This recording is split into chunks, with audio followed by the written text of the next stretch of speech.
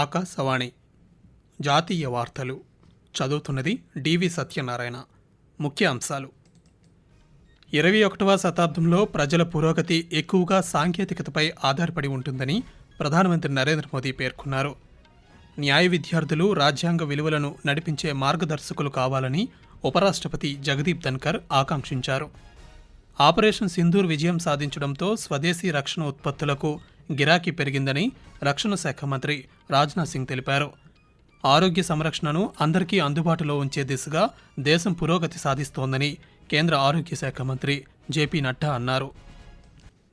వార్తల వివరాలు: ఏ దేశమూ తన స్వార్థ ప్రయోజనాల కోసం కీలకమైన ఖనిజాలు, సాంకేతికతను ఆయుధాలుగా ఉపయోగించుకోకూడదని ప్రధానమంత్రి నరేంద్ర మోదీ అన్నారు. రియో డి జెనిరో నగరంలో జరిగిన బ్రిక్స్ శిఖరాగ్ర సమావేశంలో ప్రధానమంత్రి మాట్లాడుతూ 21వ శతాబ్దంలో ప్రజల పురోగతి, శ్రేయస్సు ఎక్కువగా సాంకేతికతపై, మరీ ముఖ్యంగా కృత్రిమ మేధస్సు ఏఐపై ఆధారపడి ఉంటుందని తెలిపారు. ఒకవైపు ఏఐ రోజువారీ జీవితాన్ని బాగా మెరుగుపరుస్తుందని, మరోవైపు దీనివల్ల ఉత్పన్నమయ్యే ప్రమాదాలతో ఆందోళనలను రేకెత్తిస్తోందని ప్రధానమంత్రి అన్నారు. అందరికీ ఏఐ అనే సూత్రంపై పనిచేస్తూ నేడు భారతదేశం వ్యవసాయం, ఆరోగ్యం, విద్య, పాలన వంటి రంగాల్లో దీనిని విస్తృతంగా ఉపయోగిస్తోందని తెలిపారు. బాధ్యతాయుతమైన ఏఐ కోసం కలిసి పనిచేయవలసిన అవసరాన్ని ప్రధానమంత్రి ఈ సందర్భంగా స్పష్టం చేశారు. దేశ అభివృద్ధిలో యువత కీలక పాత్ర పోషిస్తున్నారని ఉపరాష్ట్రపతి జగదీప్ ధన్కర్ పేర్కొన్నారు. కొచ్చిలోని National University of Advanced Legal Studies విద్యార్థులనుద్దేశించి ఉపరాష్ట్రపతి ప్రసంగిస్తూ న్యాయ విద్యార్థులు రాజ్యాంగ విలువలను నడిపించే మార్గదర్శకులు కావాలన్నారు. భారత్ను 2047 నాటికి అభివృద్ధి చెందిన దేశంగా నిలిపేందుకు ప్రతి ఒక్కరూ కృషి చేయాలన్నారు.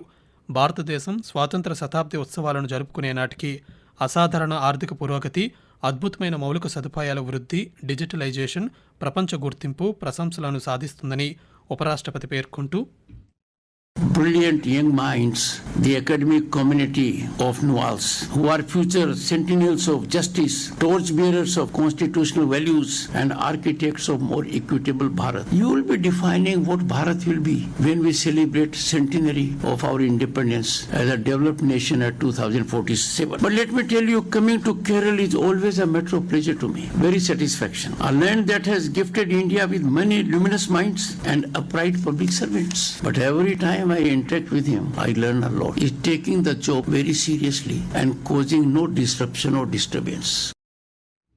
నాణ్యమైన ఆరోగ్య సంరక్షణను అందరికీ అందుబాటులో ఉంచే దిశగా దేశం పురోగతి సాధిస్తోందని కేంద్ర ఆరోగ్య శాఖ మంత్రి జేపీ నడ్డా అన్నారు.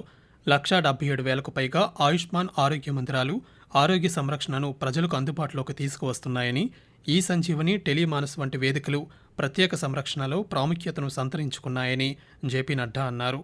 మిషన్ ఇంద్రధనుస్ కింద 5,46,00,000 మంది పిల్లలు, 1,32,00,000 మంది గర్భిణీలకు టీకాలు వేశారని తెలిపారు. ఐక్యరాజ్యసమితి ప్రసూతి మరణాల అంచనా నివేదికల ప్రకారం భారతదేశంలో ప్రసూతి మరణాల రేటులో 86% తగ్గుదల కనిపించిందన్నారు. గత 11 సంవత్సరాలలో భారతదేశ ఆరోగ్య సంరక్షణ వ్యవస్థ సార్వత్రిక ఆరోగ్య సంరక్షణకు పునాది వేసిందని జేపీ నడ్డా పేర్కొన్నారు. ఆపరేషన్ సింధూర్ విజయం స్వదేశీ రక్షణ ఉత్పత్తులకు ప్రపంచవ్యాప్తంగా గిరాకీని పెంచిందని రక్షణ శాఖ మంత్రి రాజ్నాథ్ సింగ్ పేర్కొన్నారు. ఈరోజు న్యూఢిల్లీలో జరిగిన కంట్రోలర్స్ సమావేశంలో ఆయన మాట్లాడుతూ భారతదేశ రక్షణ పరిశ్రమలకు అపారమైన అవకాశాలు ఉన్నాయని తెలిపారు. ప్రధానమంత్రి నరేంద్ర మోదీ నాయకత్వంలో భారతదేశ రక్షణ రంగం దాదాపు స్వావలంబనను సాధించిందని ఆయన పేర్కొన్నారు.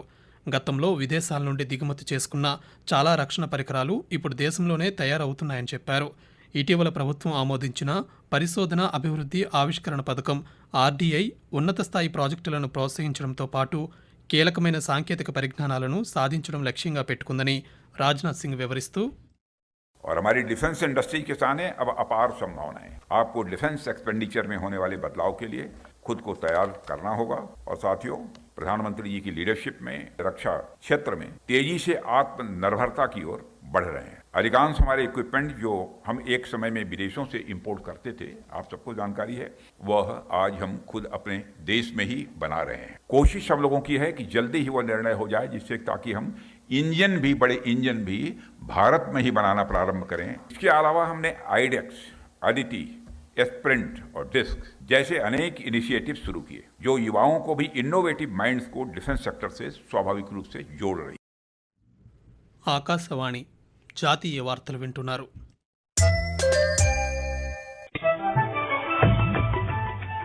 నిరంతర వార్తా విశేషాల కోసం ఆకాశవాణి సామాజిక మాధ్యమ వేదికలైన News On Air YouTube channel ను, newsonair.gov.in వెబ్సైట్ ను, ట్విట్టర్ లో ఆల్ ఇండియా రేడియో న్యూస్ ను వీక్షించండి. తెలుగు ప్రాంతీయ వార్తా విశేషాల కోసం ఆకాశవాణి న్యూస్ విజయవాడ మరియు Akashvani news Visakhapatnam YouTube channels ను వీక్షించండి.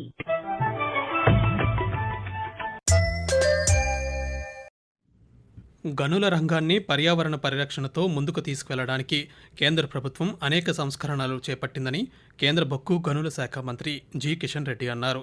జైపూర్లో ఈరోజు జరిగిన ఒక కార్యక్రమంలో ఆయన మాట్లాడుతూ గనుల శాఖలో చేపట్టిన ప్రభుత్వ విధానాలు గనుల పరిసరాల్లో నివసించే ప్రజలు, అందులో పనిచేసే కార్మికుల ప్రయోజనాలను కూడా కాపాడుతున్నాయన్నారు. స్థిరమైన మైనింగ్లో సాంకేతికతను కూడా ప్రోత్సహిస్తున్నామని తెలిపారు.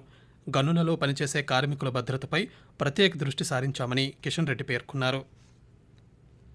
దేశంలో మొక్కజొన్న సాగును ప్రోత్సహించడానికి బహుళ భాగస్వాముల విధానం అవసరమని కేంద్ర వ్యవసాయ శాఖ మంత్రి శివరాజ్ సింగ్ చౌహాన్ పిలుపునిచ్చారు. ఈ లక్ష్యాన్ని సాధించడానికి శాస్త్రవేత్తలు, రైతులు, వ్యవసాయ విశ్వవిద్యాలయాలు కలిసి పనిచేయాలని ఆయన సూచించారు.